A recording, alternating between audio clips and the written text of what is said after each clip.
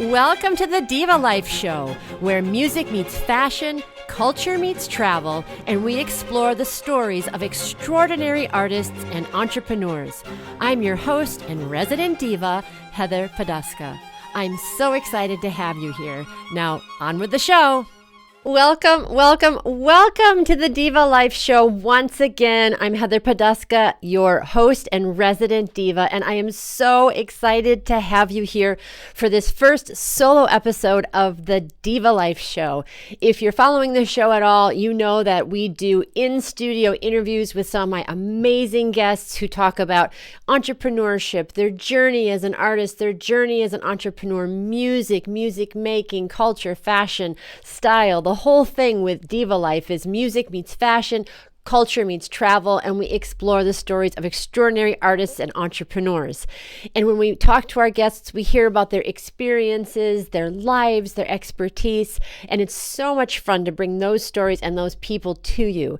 And in these solo episodes, it's just you and me, and I get a chance to talk more directly to you and get feedback from you about what I'm sharing with you, the thoughts that you have, the questions, the things that you want to learn more about. So this is about us creating a dialogue and having a more intimate experience together on the Diva Life Show. So I'm so happy that you're here.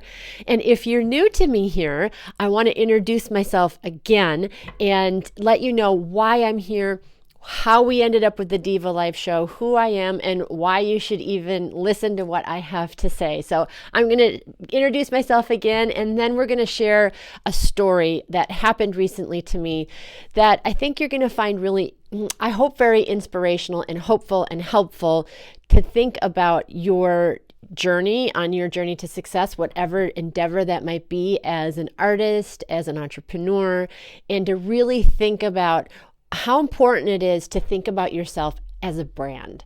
So if you're new here, I'm Heather Poduska, and I am a personal brand strategist, an entertainer, a singer, a classically trained operatic singer, and a cabaret singer, and a TV and podcast host. And I have been performing on stage, in front of the camera, for my parents in my living room, almost my entire life. Performing is like breathing to me. So it's so fun for me to be here in front of the camera with you guys too. So that has been my beginning path as a performer, as a musician. And really my whole life has been about music and performing. And then later in my life was more about entrepreneurship and branding. And I want to share with you kind of how those two pieces came together and what it can mean for you when you're thinking about your journey, wherever you are headed on your path to success. So my journey began as a musician when I was very, very young. I started piano lessons when I was like 5 years old, and I was always singing and making up songs. And I have a really clear, like one of those core memories from when I was probably like, I don't know, 4 or 5 years old, of being at a friend's house, sitting outside, kind of making up songs, sitting on the corner. And I remember thinking really clearly, oh my gosh, I hope someone walks by and hears me and discovers me. Now, this was a long time ago. We didn't have American Idol, America's Got Talent, or The Voice, or anything like that. This was just like a really organic desire of a kid to be heard and to have their talent recognized and to feel special. And that's what everybody wants. All kids want that. All people want that. We want to feel special. We want to feel like our talent is recognized. We want to be discovered for who we are and what we bring to the table. And we all go about that in different ways, on different paths. So you might be an athlete, or you might have gone into business, you might have gone into law or medicine. For me, that path was through music. And I started taking piano lessons very early, and then I started taking voice lessons when I got a little bit older, and I did all the things that musical kids do. I was in shows, I did performances, I did solos and competitions, I was in musicals, I had lead roles, and I was also the pianist for our church, and we did a lot of gospel music. So it was so much, oh my gosh, that was so much fun. If you've ever experienced like true gospel music, so much fun. I was the pianist, we had a woman organist, and we had a woman bass player, and the three of us would jam out every Sunday to gospel music. And I was probably, I don't know, 13 or 14. So it was also another core experience to my upbringing of having that joy of music and the freedom to improvise and collaborating with other musicians. So it's just been a huge part of my life. So I did all those things. I ended up going to college and getting a degree in music, and I ended up at the New England Conservatory and getting a master's degree in vocal performance from the New England Conservatory. And at this point in my journey, I had switched over from gospel music and musicals to really focusing on classical music and operatic style of singing. And my dream was to be at the Metropolitan Opera. I mean, if you're an opera singer or you're a singer of classical music, that's probably a lot of people's dreams, right? When you're young, you're like, oh, if I can get to the Met, I've made it. And I really had that in my head that that's the trajectory that I wanted to be on. And in order to do that, especially at that time, there was kind of like this track that people talk about where you audition for summer programs that are prestigious, like Santa Fe or Wolf Trap or one of those big ones, or you get into an apprentice program, or you get into the Met Young Artist program, or you win a couple of really big competitions and your career kind of starts. You might get an agent, and then you start singing in regional or national houses and then international houses as your fame expands. That didn't happen to me or for me, as it doesn't for a lot of musicians and singers. And part of it was because I had developed a lot of body tension when I was older as a singer. When I was younger, I could wake up at 6 o'clock in the morning and pop out a high C. But as I, was at the conservatory and I was trying really hard to perfect my technique, I started stressing a lot, and I started noticing the people around me who were also amazing singers and not just all this competition. And I developed crippling tension in my body. I had tongue tension, my jaw would shake, my shoulders were tense, my stomach was tense. I don't think there was a single morsel of my body that wasn't tense when I was singing. And it really, really impacted my technique. But I was determined to make this work. I wanted to be the best singer, a world-class singer. So I kept at it. I kept taking voice lessons. I worked with incredible coaches and stylistic coaches. I studied languages way beyond the conservatory. I went to Italy and I took language classes in Italy. I went and performed at different summer programs in Italy. I went to New York and worked with a world-renowned breathing specialist who wasn't a musician. He worked with emphysema patients to help them regain their breathing after they'd had severe chronic illness. I did Alexander lessons for posture and alignment. I even sported a pink tutu. Oh my gosh, this was not pretty. And took some ballet lessons at Boston Ballet for adults. I did the thing like all singers who are serious about their path do the thing. I did my thing. And I went at it, and I went to New York and I did auditions, and I worked with Joan Dornaman. I did an audition training class to learn how to be a better auditioner and refine my audition package. And I got some things because I have a decent voice. B, I worked really hard. C, I'm a good musician and I know how to act and hold myself. So I did get some things. I landed a gig singing every Saturday night at the Colonnade Hotel downtown Boston, singing opera, and that was like kind of like dinner theater. I wasn't a waitress, we just sang, but that was such a great training experience to be every week, every Saturday, singing for a crowd. It was an ensemble. I did solos, I did duets, I did quartets, and eventually I got a gig with the Boston Lyric Opera in the professional ensemble, and then I did a tour of New England with Opera New England, doing Papagena and Second Lady for a children's tour all across the upper eastern seaboard. I think we did 15 cities, 35 performances. So I did get some things. I did smaller things with smaller companies, but it wasn't this stratospheric success that I had dreamed about. And after several years of pursuing this and really throwing my heart, my treasure, everything, my body, everything into this dream, I wasn't having this career that I wanted. And I started to get really kind of bitter and frustrated and resentful and burnt out. And I knew I needed to make a pivot because my life was not feeling good to me at that point. And I felt, like a failure a lot of the time. And I started to really wear on my self-esteem and my mental health. And I knew I needed to pivot. So I decided to make a change, but I had no idea what this change was going to be because I didn't have a background in corporate training or sales or medicine or accounting or anything like that. I was working on my vowels. I wasn't working on how to build a sales funnel at the time, but I had to figure it out. So I went to a career counselor, and through a process of elimination, she told me about this thing called personal branding. And when I heard what personal branding is, I was like, well, of course, this is the next step because it's so similar to singing.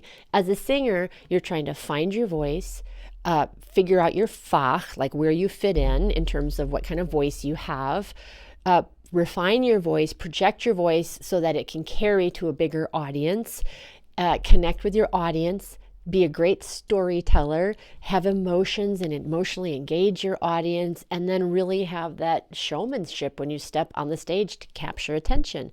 And as entrepreneurs, that's what you're also trying to do. You're trying to find your voice as an entrepreneur. Like, what is my message?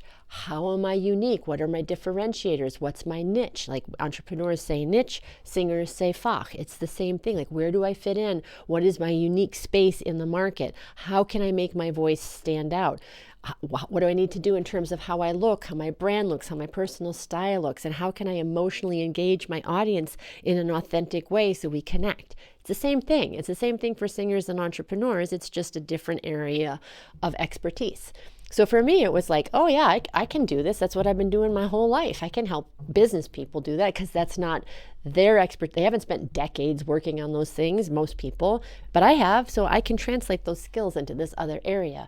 And it was really fun. And I had fun working with clients, helping them understand how to position themselves and how to niche themselves, and with copy, how to speak to their ideal clients. And then I got certified as a personal brand strategist, and I also got certified as an image consultant. So I helped with style. And then we went on to do photo shoots, styling photo shoots and video shoots and scripting video shoots. So the whole thing around brand and presentation and positioning.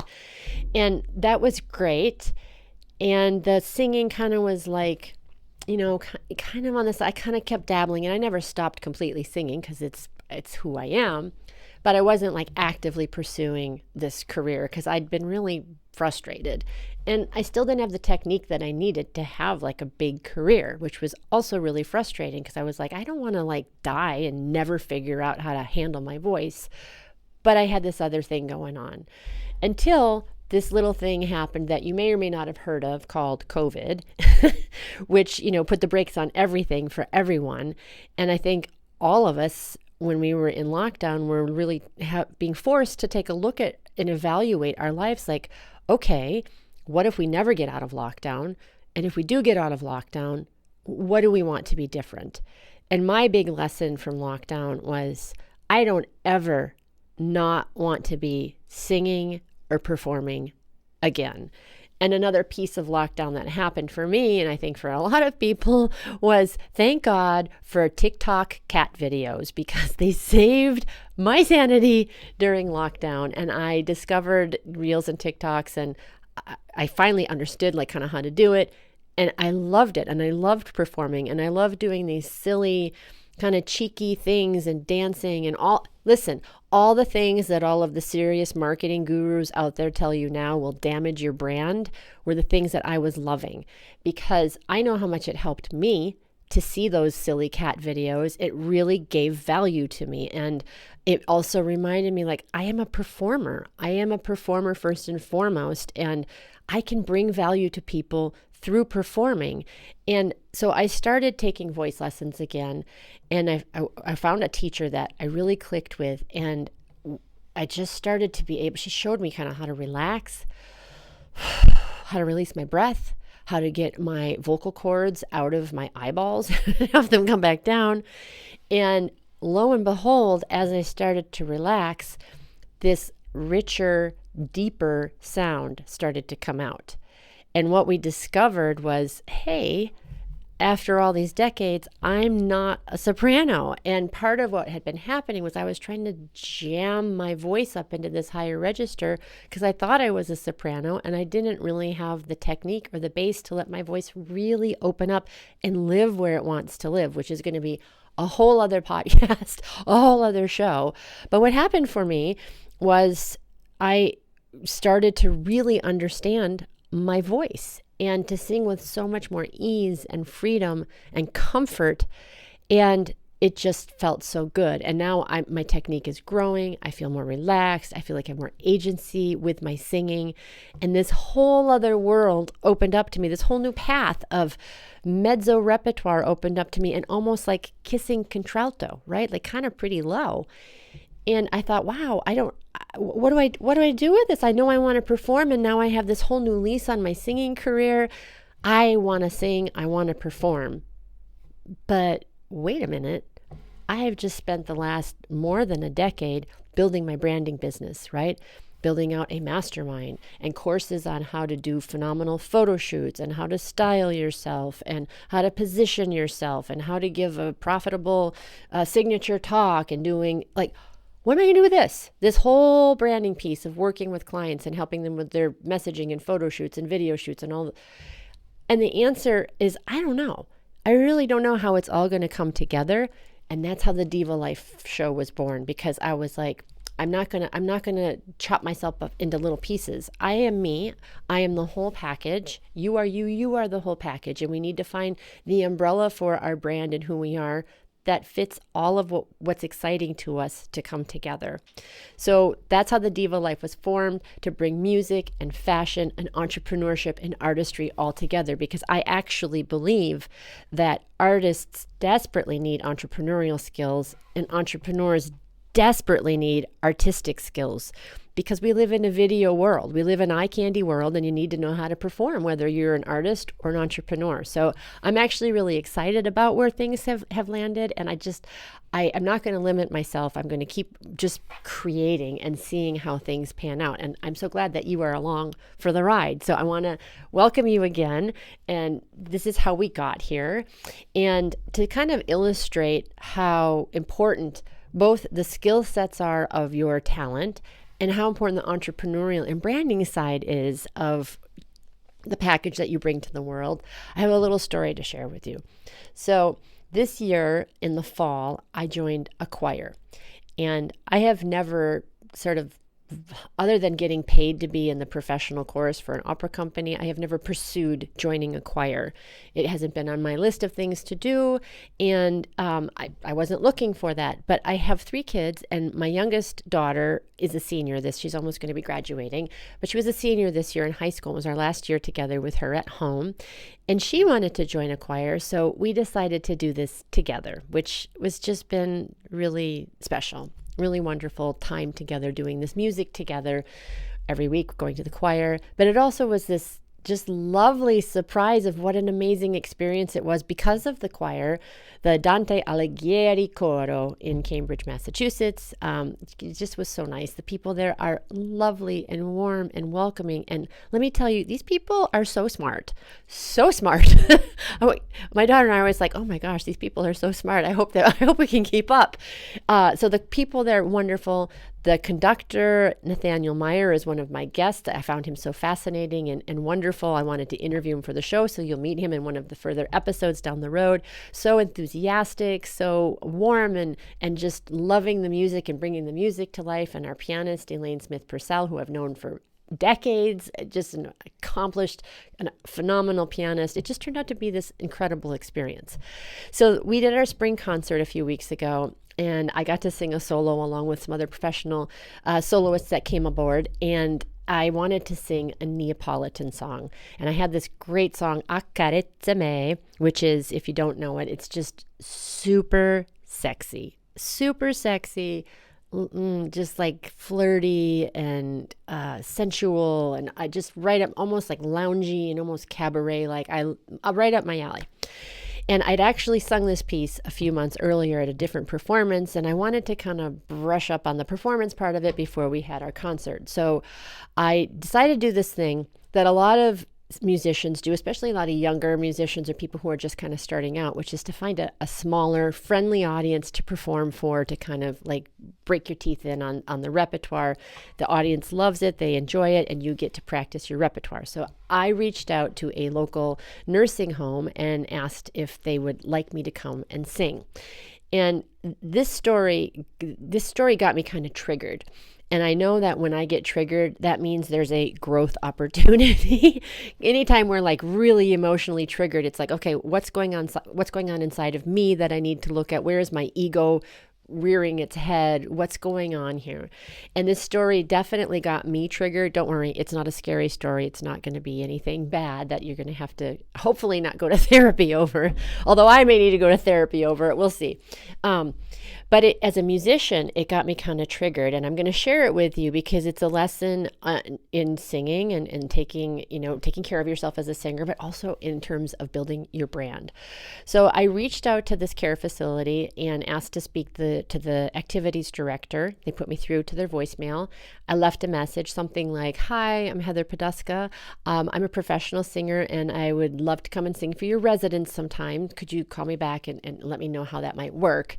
And I had already sung at this facility, so I kind of already knew how it worked, but I don't mean it's been a while, so I wanted to talk to the activities director. And waited a couple days, and no one called me back. So I called again. I left another message. "Hi, I'm Heather Poduska. I'm a professional singer. I'd love to sing for your audience. I have some repertoire, and I've sung there before. Could you call me back?" And I didn't hear back from them. So I called a third time. And this time I was like, okay, I'm going to talk to someone and find out, kind of push the agenda. So I talked to the front desk and I said, "Hey, I really would like to get in touch with the activities director. I left a couple of messages. Could you please let them know that I called? I'm a professional singer, blah, blah, blah." So a few days pass. I get a message in my voicemail from the activities director that goes something like this. "Hey, Heather, thank you for reaching out. I got your message that you'd like to come and sing for the residents. Just so you know, for anybody that we have come and sing for the residents, you have to have 2 letters of recommendation from other senior facilities before we will have you at our facility. And because we don't just take anyone off the street. If that's something that you would like to do, why don't you get back in touch, let me know your budget, and then we can figure out if this is going to work out." Something like that. That message got me so triggered. I can't even tell you. And I've had some time to think about it and process this a little bit, so I'm not quite as triggered now. And this is where you come in. I would really love to know your feedback about this, your comments, your thoughts, if you think this is like, whatever, or if it also makes you feel a little, because I had a big ick factor around this, and I'll tell you why, and I'll tell you what this has to do with branding. So I think it's 100% reasonable for any organization, any business, any household to vet the people that they have come and work for them. As a homeowner, you might interview 2 or 3 different painters. You might look at their website. You might ask your neighbors or ask your friends or family, or look on Yelp to see what the reviews are, and then make your decision right after checking them out. As a podcast and television host, I vet my guests. I know who they are before they come on. I usually either know of them, check out their socials, I do my homework.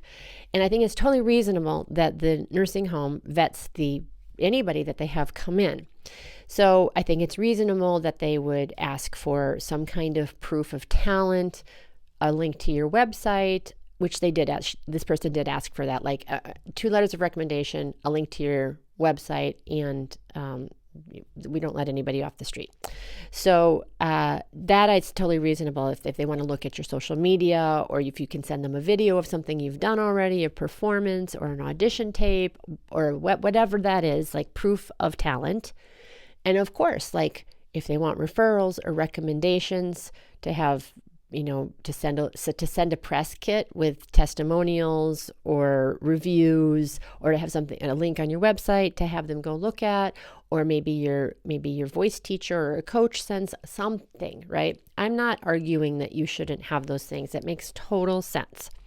What really bugged me was that the requirement was 2 letters of recommendation from other nursing homes.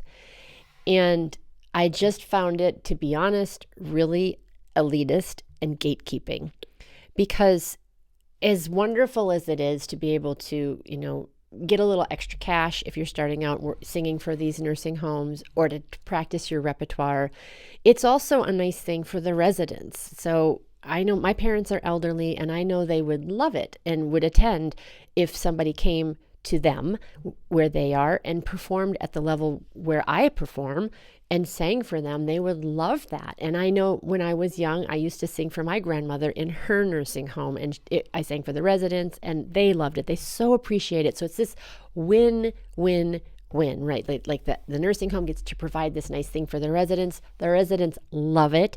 As the artist, you get to practice, and it feels good. You have this audience that really appreciates you being there, and it's just this really nice thing. So it bugged me so much that there was sort of this gatekeeping to this particular facility, that you had to have 2 letters of recommendations from other facilities. And I was like, well, are your residents more worthy of hearing me sing than the residents at the other facilities? That just really bugged me. And then I also felt discriminated against. Again, this might just be my ego, and I fully recognize that. But I felt discriminated against as a performer, because I thought, does the HVAC person have to get 2 letters of recommendation from other nursing homes before they can work on the AC? Does the plumber have to get 2 letters of recommendation from other nursing homes to clean the toilets here? Like, what's going on? Why is this is this for everybody? And I guess I could check the facts with that. But my assumption is, I don't think so. Like, they probably have, a list of people that they use, that they know, that they trust, that have, a website and referrals and Yelp. Like, why do the artists have to have this? It just bugged me so much. It felt like gatekeeping. It felt elitist. And I will tell you, most musicians are not trying to curate their nursing home portfolio so they can work their way up the nursing home syndicate to get good enough to sing at that level. I'm certainly not doing that. And so that was just something that really irked me, and it gave me kind of like a bad feeling. And then the second thing was when this person said, and we don't just let anyone off the street. First of all, that person should not have said that, in my humble opinion, because you don't have to say that. You can just know that you have a certain level of performers. It was kind of insulting. This person didn't know me. They didn't know what my level of performance was. And it was an insult to street performers. I mean, I'm like, look at Tracy Chapman. She just won a Lifetime Achievement Award from the Grammys, and she started singing in the subway. And if you go down to Faneuil Hall in Boston, you will hear amazing street performers that the nursing homes would be lucky to have come and perform for them. So I just got this huge ick factor.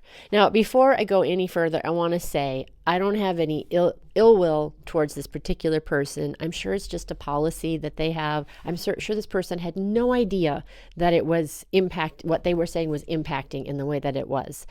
And if I wanted to, if it was really important to me, I could have called, and I'm sure that if I had said, hey, I'm a professional singer, you can check me out here are my testimonials. I'm sure it would have, I've sung there before, but it wasn't my priority. It's not how I wanted to spend the time. It wasn't the best use of my time. I went on and did my concert. It went fine. I'm a professional. I know what I'm doing. But it made me sad. It made me sad that I didn't have that opportunity, and that the residents didn't have the chance to hear me sing and hear the repertoire. So here is where the branding part comes in. I want you to imagine how the conversation would have gone or could have gone differently if the activities director had gotten a phone call that went something like this on their voicemail. Hi, I'm calling as a representative of the Taylor Swift management team. And Taylor has a great aunt who is a resident at your facility, and Taylor would love to come and surprise her and sing for her and the residents, because her great aunt has never gotten a chance to hear her sing or see her sing live. And Taylor's in Boston right now doing a concert. Would you call me back if you'd like that? If we can arrange a concert, can you give me a call back? Do you think that would have been different? The response would have been different to that person versus the response that I got? Yeah, Yes. Do you think that they would have said to Taylor Swift, you need 2 letters of recommendations from previous nursing homes that you've sung at before we will allow you to sing for our residents? Hell no, that would not have happened. Why? Because Taylor Swift is famous, because she has a name. She is recognized globally. She is one of the most influential people in the entire world. Now, you don't have to be Taylor Swift, but the more you build up your acclaim, the more you build your fame, the more you build your brand and have name recognition, the more these gatekeeping restrictions dissipate. The more the gates open for you, the more opportunities you have, the more platforms, the more people, the more access that you are going to get, the higher the fees that you can command, right? All of these opportunities are going to be available to as you raise your fame quotient, as you increase your brand recognition, your opportunities, your wealth potential, your access, all of those things increase as well.